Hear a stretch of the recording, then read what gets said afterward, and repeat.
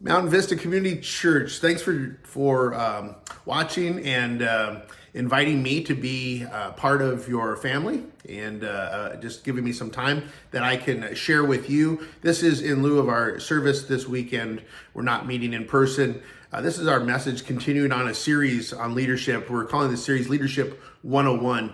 And we're looking at Nehemiah, the book of Nehemiah, and seeing him as a great example of what it means to be a leader. I want you to be a leader. I want us as a church to be a church full of leaders. Even if you don't feel like you're a leader or don't have a title of a leader, that's okay, because there are people that look up to you. You have influence.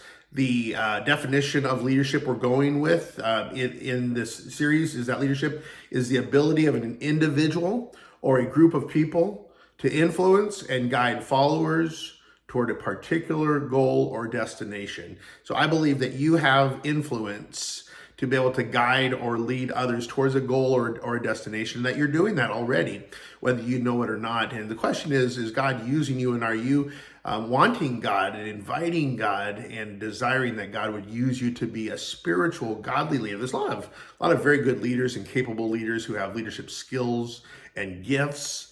Whether or not that's you or not, we all have, as Christians, the power of God in us, and we can ask him to work through us to be influences in others. And so we have the opportunity to be spiritual, godly leaders. So that's where our focus is on this series. So Rick and Sean got us started off. Appreciate them doing that. And then last week, I got us going in the book of Nehemiah. And we talked about Nehemiah's prayer. And we talked about that there's a prerequisite to godly leadership, that the tendency of a leader is to want to go, want to act, want to be decisive, and to try to get something done. And that's just built within natural leaders. But oftentimes, that's not the best first reaction. That's important that we take initiative and that we have courage and boldness to move out and to take action. But before that, as a Christian leader, we must pray. See, there's two parts. There's actually two prerequisites. And today's message is the second prerequisite to action. Before I step out as a leader and take action, I need to pray, just like Nehemiah did. And so we looked at his prayer last week, and it was instructive to us. It was inspirational to us. And I invite you to go back and watch that message and read Nehemiah chapter 1. Today we're in Nehemiah chapter 2, and we're also going to look at some other of the prophets during that time. So you might want to have your Bible out and ready, or your device ready to flip around to some different passages today, because this is a little bit of bonus material, but we're going to talk about some of the prophecies that related to this time, this restoration of Jerusalem, this restoration of the temple and of the Jerusalem walls, and the people returning from Babylon back to their homeland. This is a very, very exciting and important time in the life of Israel, in the history of Israel. And so we're going to talk a little bit about that as well. And I want to warn you too today. And the reason I'm going to warn you is that I have not done a good job. I'm going to confess this as your pastor, as the pastor of the church. I feel like, as I've been reflecting on this series and as I've been studying it, and just thinking about the state of things in our country and people that I listen to and see and hear, and many of you, and I feel like I've not done a good job of equipping our church to engage with the political situations and the political questions and dilemmas and all the issues that are going on around us. And that, for the most part, when it has come to politics, I've just basically been pretty quiet. If you talk to me personally, I'm not quiet, and I'll share my thoughts and my positions with you. But from the pulpit, as the pastor, as the leader of our church, I really feel like I've made it just fallen short in this area. And so what I've done is I've thought and I've been praying, and you can help me with this. If you feel like I'm crossing a line, you can let me know. But what I want to make sure that you understand is it's never my desire to use my position as pastor or as someone that you look up to sway you in one direction or the other. I'm not here to tell you how to vote. I'm not here to tell you which candidate to choose, where to land on the issues. I will, in the course of teaching, I will at different times share my position. I will share if the Bible is very clear about an issue, but I'm going to be very careful there's a lot of gray area in this, and I'm going to try to be very careful not to take a position on those gray area matters, okay? So if you will agree if we can agree together, not to get too angry when it comes, that's always the concern, is that there's going to be people that get upset when we start talking about politics because you're different from me. Let me just say it right up front. We're all different in our positions and our politics, okay? Our church is full of a diversity of different positions and people who land at different points on the issues and on the candidates and all that kind of stuff, all right? So this is not a matter of essentials as Christians. We've talked about this, that on the issues of essentials, we agree and we have to work those out, and those are very important. Now, when it comes to politics, these are important, but they're not essential. Okay, so we need to be able to talk about these things. You need to be able to sit and listen to me, even if you feel like you're getting upset at what I'm saying. You need to stop and evaluate and say, is Pastor Steve, is he being political in some sort of way that is not appropriate, or is he just sharing what God has taught him or sharing what the Bible says? And if I'm addressing this from a biblical point of view, then I need you to listen, and I need you to give me a chance, and I need you to hear what I'm saying, all right? So we'll do that. And offline later on, if you feel like I've crossed the line and I've been too much one side or the other on an issue or on a candidate or something, you talk to me about that. And if I'm wrong, I will correct that as best that I can. Okay. And again, I'm not going to do this perfectly, but I can't just sit quietly. We need to talk about these things. Our country is divided. And I don't want to see that division continue to grow. I don't want to see that division ever affect our church. I don't think it has. And I'm thankful for that. I don't want it to affect our families. So we need to address this. We need to think biblically about these issues. So just a little bit of kind of a looking ahead here, not only for today's message, but all future messages. We're coming into political season here. So it's 4th of July weekend, and so we are remembering our independence. I don't know what you're doing. Hopefully there's going to be something you're going to do to celebrate the fact that we're an independent country and a country that has many freedoms and rights that have been granted to us. And those didn't come cheaply, right? Those didn't come without cost. And so great sacrifice was made in different wars that we've fought that have, first of all, established our emancipation from England, but also then that have protected and preserved our rights. And so I'm thankful. On this weekend, I'm thankful and I celebrate those things. I also, at the same time, like you, admit our country is not perfect. We've got a lot of flaws, a lot of mistakes and problems that have been made in the history and that we still are dealing with, all right? So it depends on what you're looking at here, but what's important to me, and I think needs to be important to all of us, is that we are able to admit that we've got flaws and problems as a country, but that all in all, we're a great country. And it's a privilege to be an American citizen. I feel very proud to be an American citizen, and there's no other country I would rather be a citizen of. So that just means we need to work at making our country better. We need to work at improving our country. And so there are a lot of things we can work at in doing that. Okay, so as we're thinking about our independence and our just this weekend of celebrating that and of patriotism, I'm thinking of Nehemiah. Nehemiah was very much a patriot for his country, and he's hearing word we talked about last week that Jerusalem is just in terrible shape. And if you remember, Nehemiah was raised up by God after Ezra. Ezra has already gone back, and there's already been 3 groups that have gone back to try to rebuild mainly the temple, but there was a time where they were actively working at trying to rebuild the city and trying to rebuild the wall as well. And so Nehemiah gets word that hasn't happened.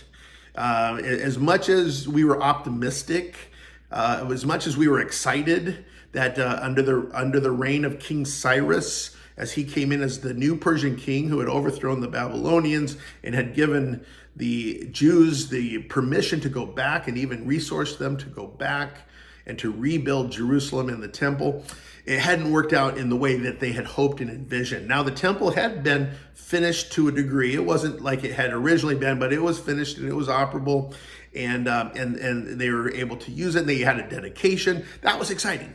But there was still a lot of things that weren't right. And the city was still broken down, and the walls were still just falling down and serving no purpose. It was garbage. It was rubble. Of course, the walls not only are we talking aesthetically unpleasing, but the fact that they weren't able to serve their purpose, which a wall's purpose is to protect. And so there's a sense of vulnerability that Jerusalem is feeling and that the Jewish people are feeling. And so Nehemiah is hearing this description of how poorly things have gone in Jerusalem and how bad things look. And it just stirs him up, and he weeps and he prays. And we said prayer is a prerequisite of godly leadership. The second prerequisite of godly leadership that I want to focus on today is preparation. There's a preparation for leadership that all great leaders have, that all great leaders experience. In other words, I don't overnight become a great godly leader. It's not something that I can wish for. It's not something that I can pay a fee and go downtown and go to the leadership office and say, here's my fee. Please give me my certification that I am a great leader. Now, it's not something that I can decide for today, tomorrow, a week. I mean, preparation takes time. It takes process. It takes investment, and a lot of it is God investing in us. And sometimes we don't even know that God's investing in us and developing us as a leader. God uses, James tells us, the trials of our life, the difficulties of our life, and he's developing us and maturing us. And maturity is a big part of being a leader. The best leaders are mature leaders. The worst leaders are the ones that we look at and say, you seem like you're a child and you're trying to lead. I do not want to follow leaders that appear to be immature and childish and use childish tactics. That's not an interest of mine. That's not a godly precedent. Don't follow leaders that are childish. All right. So back to Nehemiah. We're in Nehemiah chapter 2. Let me read for you. If you get your Bibles out, Nehemiah chapter 2, verse 1 and 4 through 5.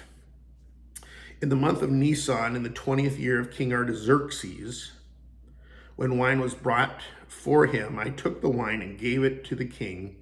I had not been sad in his presence before. That's interesting. We'll come back to that next week. The king said to me, what is it you want? This is now getting into why is he sad? And the king's interested. What is it you want, Nehemiah? Then I prayed to the God of heaven, and I answered the king. So Nehemiah shoots off another quick prayer. He's been praying and praying. Now quick, God help me, here we go. I'm going, here we go, God. I answered the king, if it pleases the king, and if your servant has found favor in his sight, let him send me to the city of Judah, where my ancestors are buried, so that I can rebuild it. All right, so we're being introduced here now to Nehemiah, the cupbearer to the king, the most powerful man in the world.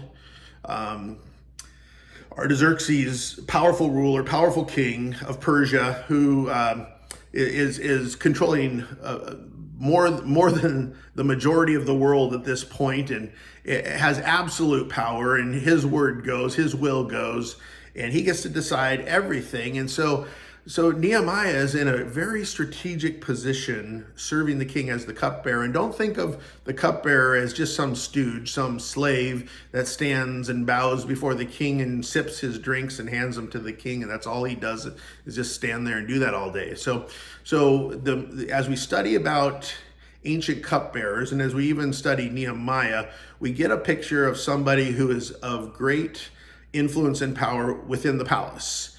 This is someone who has high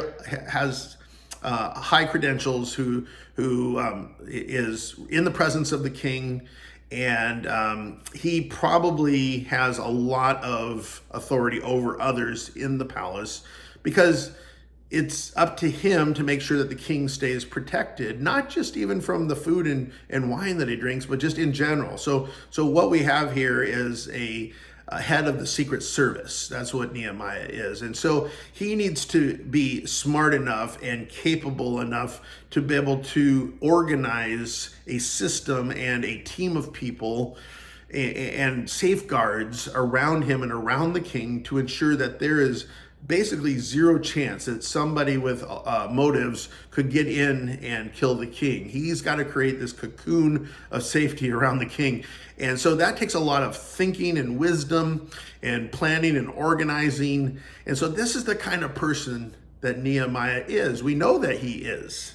He has to be this. Otherwise, he'd be dead and the king would be dead. There'd be no stories for us to read about. So in other words, at whatever point Nehemiah was identified by the king and those who were raising up the next cupbearer, hey, we're looking for the next cupbearer. They're looking to hire, all right? What are the qualifications? What kind of person are we looking for? And so the king and whoever was helping him, his advisors, they make the decision on Nehemiah. Well, what was it about Nehemiah's preparation that made him qualified to be a leader in this manner? See, again, it didn't happen overnight, and you can't go to school in one night and learn everything you need to know to be excellent at what he is excellent at. And so there's a preparation that has happened in Daniel's life that has made him ready right now. So when the opportunity comes, then someone thinks, yeah, Nehemiah, that's the man. He's well qualified. He's well prepared for this leadership role, this leadership position. I'm thinking about Sean's sermon a couple weeks ago when he was talking about Esther, same thing. And the whole moment where Esther is reminded, for such a time as this, perhaps for such a time as this, God has raised you up. You're the perfect person at this time. You're prepared for this. You're ready for this. You are the one right now who God has put in this position.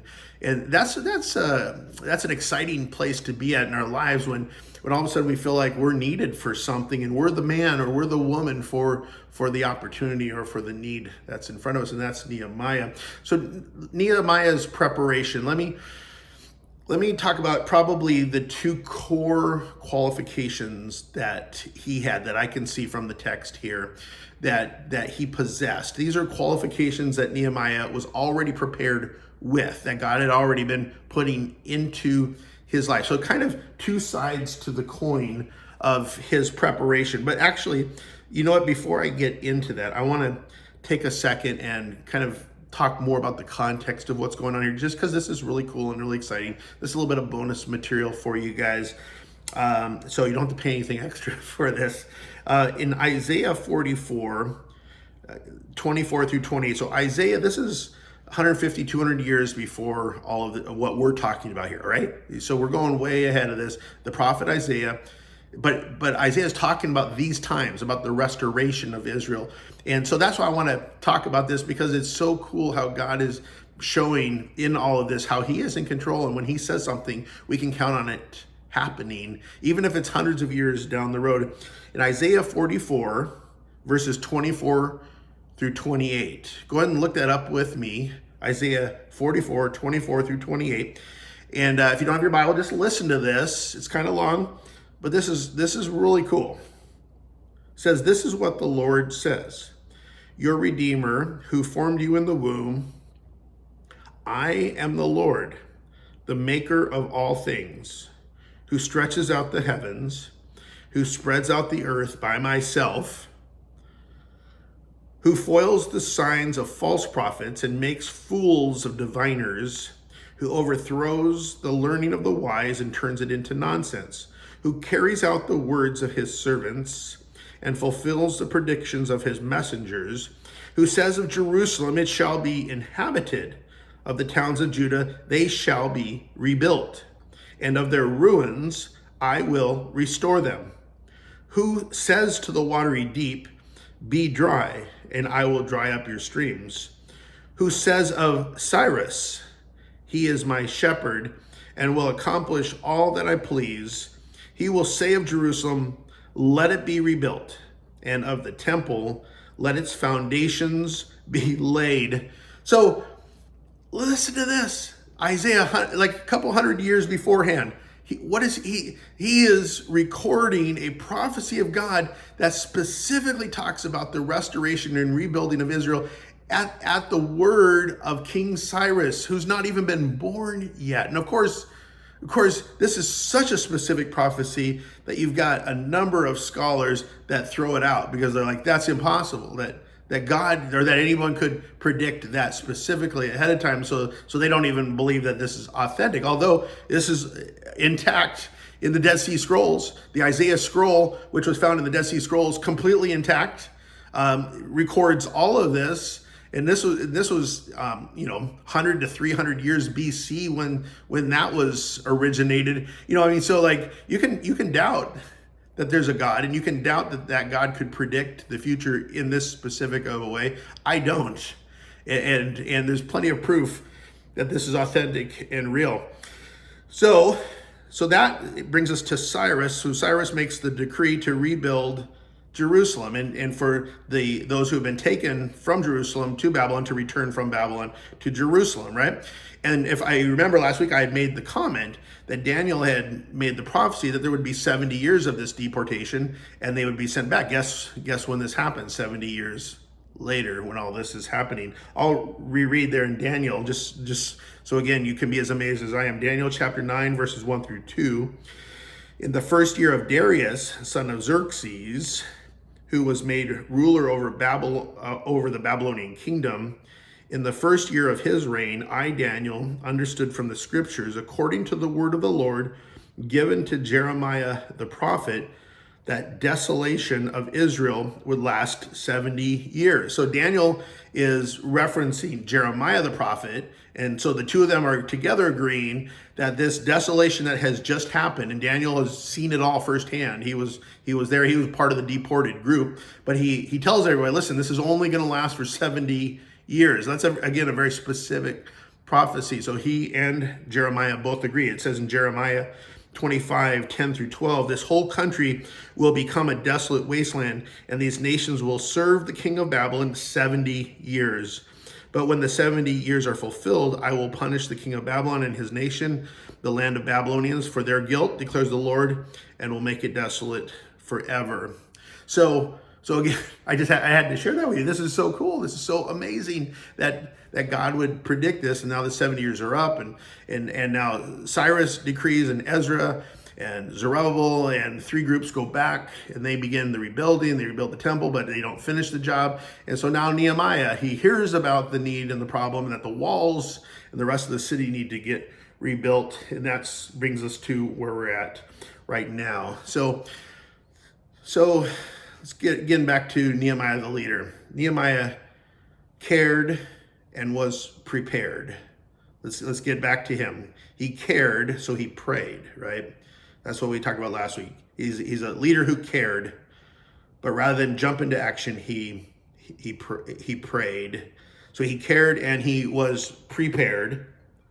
So as we think about that preparation of Daniel, there's two sides to that preparation coin. The first side is competency. Daniel had a competency. Nehemiah had a competency. Otherwise, he wouldn't have been appointed by the king as his cupbearer, to be given that very trusted position. What kind of competency did he have? Well, he probably had administration and communication abilities. That's probably about, there are other competencies that he would have, but somewhere along the line, he learned how to be organized and administrative, how to coordinate things. And the second thing is he learned how to communicate. I mean, you can be smart and think about ideas and solutions and systems and plans and strategies, but can you communicate those to others? Can you delegate jobs to other people? And so those are probably two competencies that he had. Whatever his range of competencies were, whatever his ability level was, and maybe it was very significant, maybe one of the greatest leaders ever, who knows? But we can assume very competent in multiple ways.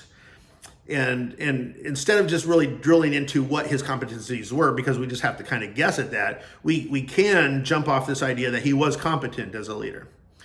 And so as a leader that maybe you're considering voting for in politics, as a leader who you're considering working for in a job, any sort of evaluation of leadership, or whether you are evaluating yourself as a leader, the first question is, how competent is this candidate? Can they do the job? See, there's a lot of people that we get pulled into because they're charismatic, or because we like them in some way, or they're likable, or they're real nice, What a nice guy. Some churches do this with hiring a pastor. Like, what a nice guy he is. He'd be a great pastor. Well, is he competent? Like, does he really know God's word? Does he know how to work with people? Does he have soft skills to be able to work with people and not tick people off? What's his bedside manner, right? When it comes to, speaking of bedside manner, if I have to go see a doctor and he has a terrible bedside manner, like he's just like a jerk, but he knows what he's doing, like, and I have to have surgery, right? And I've had some big surgeries in my life. I don't care about his bedside manner. I just want him to be competent. You understand what I'm saying, right? So let's start there. Leaders need to be competent. Nehemiah was a competent leader. He had ability. And so when it comes to politics too, and then we're getting into political season, and again, or if you're looking to hire somebody to work for you or to work for somebody else, just in your mind, evaluate and work this out. Is this person truly competent? Because they, again, can be well-meaning. They might be nice, they might be charismatic, but can they do the job? Are they skilled and knowledgeable in the particular area that they are wanting to lead? And ladies and gentlemen, again, in politics, pick competent leaders. Choose people that know what they're doing, people that have experience. That's the first prerequisite of someone who's prepared, is that they're competent. But the second prerequisite, the second preparation, I'm prepared to lead if I'm competent, but I'm also prepared to lead if I have character. So competency and character is the second side of the coin. The preparation coin requires that I have competency and character. See, I can be very competent, but if I'm selfish or I've got some sort of selfish agenda, that doesn't mean I'm going to employ that competency for the benefit of you or for the country or for the company or for my family, right? So there are selfish leaders everywhere that they know how to lead and they're competent leaders, but because they're corrupt instead of people of character, we can't trust them. And again, don't evaluate them just on their competency, but evaluate them on their competency and their character. And again, we're going to make secondary questions of, is this somebody who I like? Is this somebody who's cool? Is this somebody who's fun, who I really like, who's charismatic? Is this, in politics, I see some people choosing candidates because he's combative, right? He's going to fight for me. He's going to fight. Well, he may say the right things, but does he have true character? Is he going to really stick to what he says? And can you trust him that he's a person of integrity? And if he's not, or she's not a person of integrity and of competency, then all those secondary things, whether you think they're a candidate that can win the vote, or whether they're a candidate who you like, or somebody who is compassionate or whatever you're looking for, you got to rule them out. Now, the good thing is that I have found that when it comes to our country and presidential races, there's usually a number of people to choose from that are both competent and people of character. Now, I'm not saying they're perfect. Probably you could find some element of corruption in just about any candidate, maybe all the candidates, as we come up to an election for our country. And anytime you're looking at leadership, you're going to find certain elements of corruption. The question is this a corruption that is going to completely make them where they cannot lead in a way that is going to be good for the company, good for the country, good for my family? At what level? We've got to pick up a point at which we draw a line and say, this person is just too corrupt. This person just does not have enough character for me to be able to get behind them, and go for the candidate that has a higher level of character and still is competent. Again, still is competent, but a higher level of character. And they may be the most boring person in the world. Like, they may be the most uninteresting person, the person that you don't like to listen to their speeches, you just have no real interest in them at all. That's fine. But those who we as Christians understand, and we look at the example of Nehemiah as these are the people we get behind. We cannot allow, so probably the greatest, we were talking about this is the 4th of July weekend, our Independence weekend, and all the great things that our country is and represents, and even the great things we do in this world to preserve a sense of order in this world and to fight against communism and tyranny and all kinds of anti-God philosophies and ideologies that are in this world. There's a lot of great things that America, we know we have our faults, but a lot of great things that we are able to do and to make happen in a positive way in this world, and to kind of fill those vacuums that would otherwise be filled by evil actors and tyrants and dictators. And so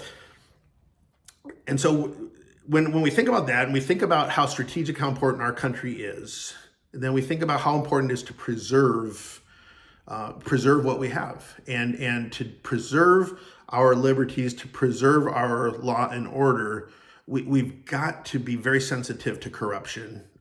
Corruption is the one thing that will kill us. I don't think there's any other country that can beat us, that can take us out, that can take us down.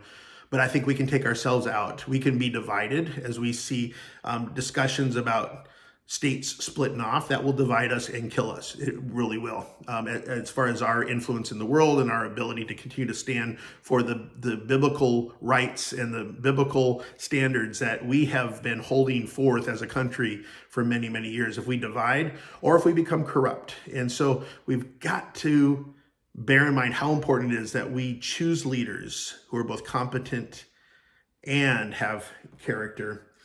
So as we wrap up this message today, I want to remind you of Israel's walk through this, kind of figuring this out. See, because Israel ends up in this position, the reason all this bad is happening to them is because they've turned to idolatry. And so that's why they're in such a mess that they are now, that we're reading, that they're having to get fixed and restored, right? Well, how'd they end up there is because they had ungodly, corrupt leaders that led them to that point. And so Israel always struggled with this. Israel, it is well, and I'm going to conclude with this, well documented that at the beginning of their nation, as they, for the first time, established the idea of a monarchy, first of all, God gives them a king that was in line with what their emotions wanted, what they desired, but was not best for them. It tells us that their first king, it says, we read about in 1 Samuel 9, 1 through 2, it says, there was a Benjamite, a man of standing, whose name was Kish, son of Abiel, the son of Zeror, the son of Bechorath, the son of Abiathar of Benjamin. Kish had a son named Saul, as handsome a young man as could be found anywhere in Israel, and he was a head taller than anyone else. Israel's first king, God gave them the king that their hearts wanted, a man who was more handsome than anyone else in the land, and who was a head taller than anyone else. Sound like human nature? It is. Go for the good-looking, strong, tall, charismatic leader. Let's go after him. Let's let him lead us. He makes us feel good. And that was a mistake. And God knew that they wanted something that was corrupt and that would lead them to corruption in their lives. And so later on, God raises up for them a leader after his own heart. That leader was David. And here's the process where God is showing who he has chosen other than Saul, the one that would be God's choice, not man's choice. In 1 Samuel 16, 6 through 7, it says, when they arrived, Samuel the prophet, who's looking to anoint the new king, saw Eliab. And he thought, surely the Lord's anointed stands here before the Lord. He thought, Eliab, this must be the one that God has chosen. But the Lord said to Samuel, do not consider his appearance or his height, for I have rejected him. The Lord does not look at the things people look at.